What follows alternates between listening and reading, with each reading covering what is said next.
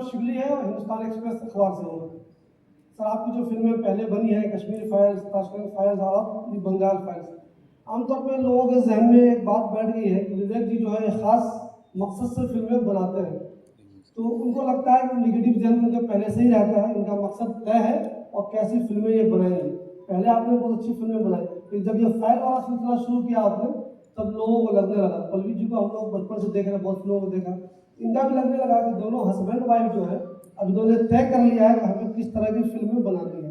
और दूसरा सर एक चीज़ ये हमारा सवाल है कि जब जुल्म होता है किसी पे तो आप फिल्में बनाते हैं, फिल्में बननी भी चाहिए, लोगों को बताना चाहिए कि जुल्म हुआ कुछ लोगों पे हिस्ट्री में, तो क्या जो गुजरात में दंगा हुआ था उसमें हम आपसे उम्मीद करें कि आपसे फाइल बनाएंगे गुजरात फाइल, मुजफ्फरनगर में जो दंगे हुए हैं उनमें आपसे उम्मीद करें, जो मेरठ में हुए या जो भागलपुर में हुए, आपसे उम्मीद करें कि विवेक जी जो है ये भी बनाएंगे, गुजरात फाइल्स भी बनाएंगे, मुजफ्फरनगर फाइल्स भी बनाएंगे। सर प्लीज एक सवाल इसमें और है कि जब फिल्में, मैं भूल जाऊंगा इतने सवाल एक साथ, एक का जवाब दे दूं सर इसी ताल्लुक से सर छोटा सा, सर फिल्में पहले भी जब सर्टिफिकेट मिल चुका है फिल्मों को सेंसर बोर्ड से, तो पहले भी लोगों ने हंगामा किया है, डिस्टर्ब किया है, यहाँ तक कि सिनेमा हॉल में घुस के पर्दे भी फाड़ दिए लोगों ने, पहले देखा आपने भी देखा होगा।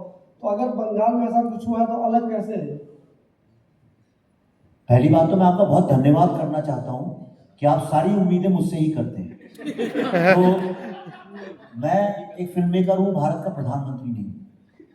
करेक्ट? नहीं, मैं आपके सवालों का जवाब दे रहा हूँ, हम लोग बैकवर्ड, तो बड़ी उसके लिए धन्यवाद करता हूँ आपका, बहुत बहुत तहे दिल से धन्यवाद करता हूँ इस बात का कि आपने मुझे इस काबिल समझा कि पूरी फिल्म इंडस्ट्री में जहाँ पे कम से कम 200-300 डायरेक्टर्स हैं, आपने सोचा मैं ही एक डायरेक्टर हूँ जो इस काबिल हूँ कि मैं सारे जितने हिंदुस्तान में जो भी होता है दंगे फसाद उसके ऊपर फिल्म बना सकता हूँ। तो आपके सबसे पहले सवाल का करता हूँ, मकसद की आपने बात करी। जी हाँ, ये मेरा मकसद है, मैं खुलेआम बोलता हूँ, मैंने कभी अपनी बात छुपाई नहीं, मेरा एक एजेंडा है।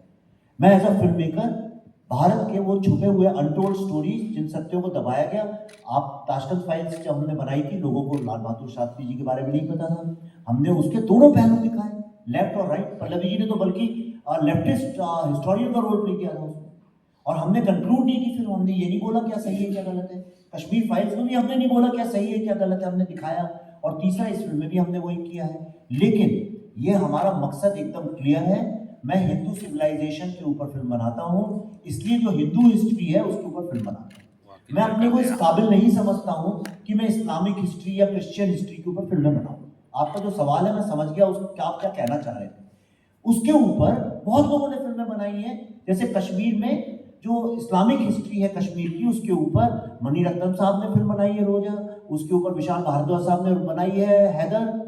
आपने तो कभी उनसे ये सवाल नहीं पूछा कि साहब आपने ये सारी फिल्में, आमिर खान साहब ने बनाई थी फना, किसी ने फिजा बनाई थी, तमाम फिल्में, मिशन कश्मीर बनाई है, विधु विनोद चोपड़ा साहब महान डायरेक्टर है वो भी। आपने तो कभी उन लोगों से ये सवाल नहीं पूछा कि साहब आप जो फिल्म बना रहे हैं वो 90 के दशक में बेस्ड है, उसमें कश्मीरी पंडितों का जिक्र तक क्यों नहीं है। ये सवाल तो उनसे कभी कोई नहीं पूछता है। अभी अगर मैं, समझिए, अगर मैं आपको वहां पे एक इस्लामिक पॉइंट ऑफ व्यू से अगर फिल्म बनाता तो आप मुझसे कभी ये सवाल नहीं करते विवेक साहब आप दूसरा पहलू क्यों नहीं दिखाते, लेकिन अभी आपने मुझसे पूछा।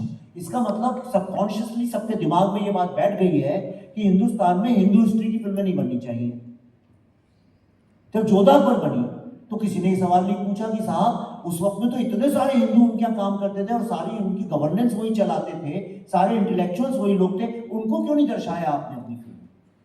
पर मैं समझता हूं आप मुझसे उम्मीद करते हैं कि मैं दोनों पहलू दिखाऊं, मैं कोशिश करूंगा। मैं अभी इतना परिपक्व नहीं हुआ हूं कि सारे इतने कंधे मजबूत नहीं है कि सारी दुनिया का बोझ उठा के चल सकूं, पर मैं कोशिश करूंगा। धन्यवाद। नेक्स्ट विवेक जी, मैं एक कौन सी न्यूज चैनल से? आपको क्या लगता है ममता बनर्जी जो है क्यों ऑब्जेक्शन लगा रही हैं आपकी फिल्म पे?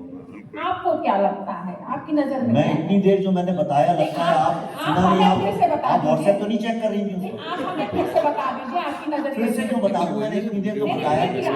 अब मैं नहीं बता सकता, तो मतलब ही नहीं है फिर प्रेस कॉन्फ्रेंस का, अगर मैंने इतने आपके सामने तथ्य रखे, अगर आपको फिर भी मैं बता देता हूँ, मुझे नहीं पता क्यों ऐसा हो रहा है।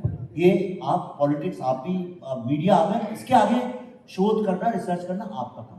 विवेक जी, मैं उमाशंकर सिंह हूँ, दैनिक जागरण नई दुनिया में रह चुका हूँ, अभी स्वतंत्र पत्रकार हूँ।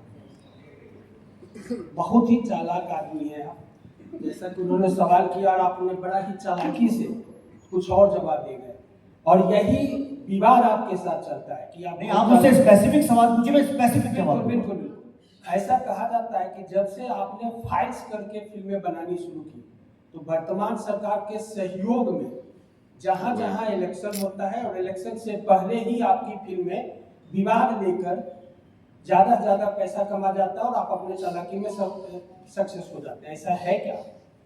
मैं आपसे नहीं, एक सेकंड, आपने सवाल पूछा है तो आप जर्नलिस्ट हैं ना, तो आपके पास कुछ फैक्ट्स होंगे, तो मुझे बताइए ताशकंद फाइल्स कब रिलीज हुई थी?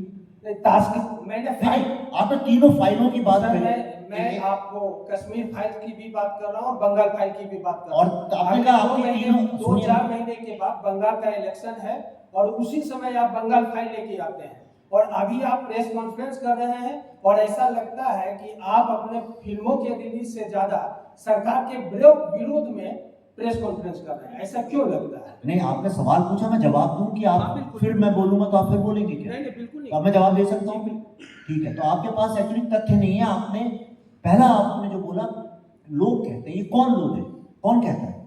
आप किसी, आपसे नहीं, जब सवाल मैं नहीं पूछ रहा, मैं जवाब दे रहा हूँ, तो इसलिए सुनिए ना।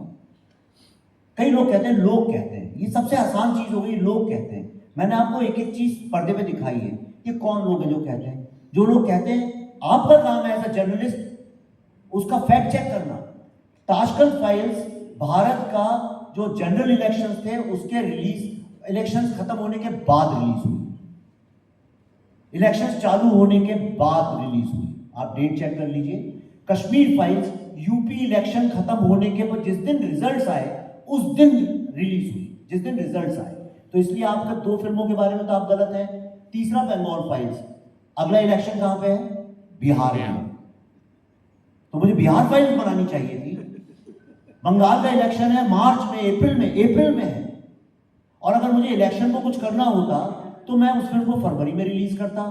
कोई भी मूर्ख होगा आदमी जो कि अप्रैल के इलेक्शन की अभी रिलीज करेगा, वो बिजनेस नहीं समझता। सर, आपको सुन लिए? नहीं, अभी नहीं, आपने सवाल पूछा, मेरे को जवाब देने का राइट है, अब मैं जवाब दूंगा आपको, तो आप सुनिए पहले। चौथी बात यह है कि जो फिल्म डायरेक्ट एक्शन डे के बारे में है, जो फिल्म नोआखली राइट्स के बारे में, भारत के इतिहास के बारे में है, वो फिल्म किसी भी सरकार का कैसे फायदा कर सकती है? और अगर मेरे फिल्म बनाने से किसी का फायदा होता है तो पुण्य का काम है, इसमें क्या बुरी बात है? नहीं, मेरा ये कहना था कि आपने बोला लोग क्या करते हैं, आपने बोला कि मैं भी सूत्रों पर विश्वास करता हूँ, मेरे भी सूत्र होते हैं।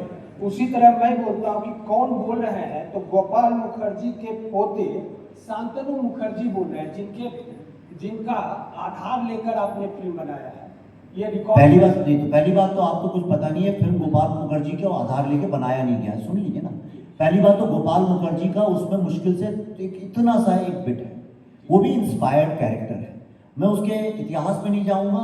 शांतनु जी का खुद का इंटरव्यू देख लीजिए, मैं आपको अभी सारे लिंक्स दे सकता हूं।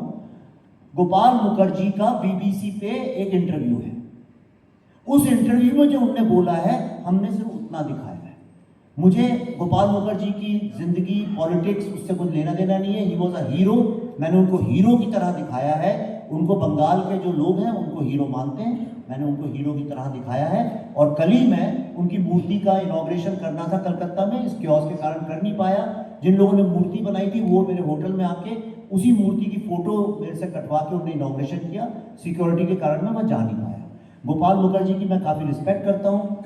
उनके पोते टीएमसी के साथ काम करते हैं और वहाँ पे कंपल्शन है। आप जानते हैं बंगाल की पॉलिटिक्स क्या है, उनकी मजबूरी है, वो जो कर रहे हैं उनने लीगली किया, हम उसका लीगल जवाब दे रहे हैं। नेक्स्ट।